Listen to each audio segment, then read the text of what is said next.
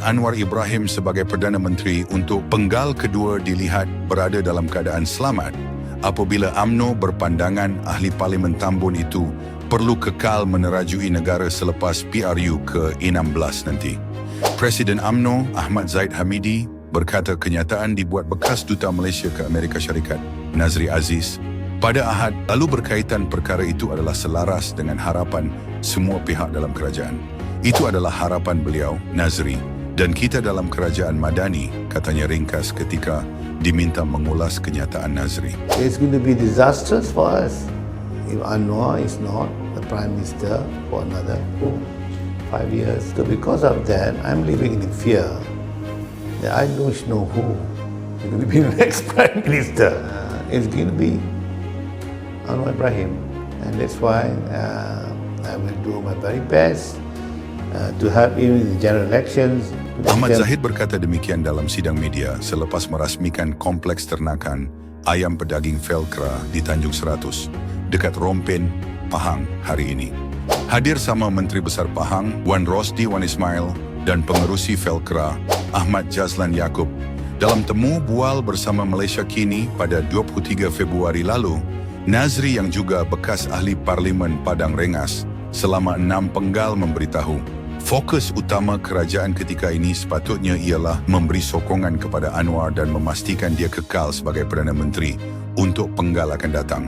Nazri yang juga bekas menteri di Jabatan Perdana Menteri berkata sokongan terhadap Anwar dibuat kerana dia bimbang apabila tiada calon lain yang berpotensi memegang jawatan Perdana Menteri termasuk daripada UMNO.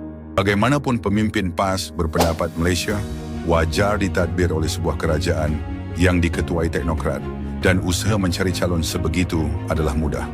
Ahli Parlimen Bacok yang juga setiausaha politik, Presiden PAS Shahir Sulaiman, berkata Anwar meletakkan piawaian yang rendah apabila menjadi Perdana Menteri ke-10. Justeru tidak sukar untuk mencari seorang tokoh lain yang dapat mengatasi kewibawaan pengerusi pihak berkenaan. Sementara itu dalam perkembangan lain, Ahmad Zahid ketika ditanya mengenai calon bagi pilihan raya kecil, PRK, Ayer Kuning memaklumkan perkara itu perlu dibincangkan bersama pengerusi BN Perak yang juga Menteri Besar Perak, Saarani Mohamad. Saya akan mengadakan perbincangan dengan Menteri Besar Perak dan juga Jawatan Kuasa Perhubungan Negeri serta kepimpinan UMNO Tapah untuk mengenal pasti calon berkenaan, ujarnya. Untuk rekod, Dun Ayer Kuning adalah satu daripada 2 kerusi yang berada dalam kawasan Parlimen Tapah. Satu lagi kerusi itu ialah Cenderiang. Kedua-duanya dimenangi BN dalam pilihan raya lalu.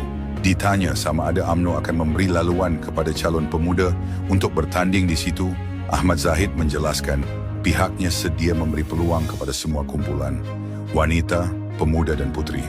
Katanya semua nama yang berpotensi menjadi calon akan disenarai pendek sebelum diteliti untuk keputusan akhir agar ciri wali dapat dipenuhi.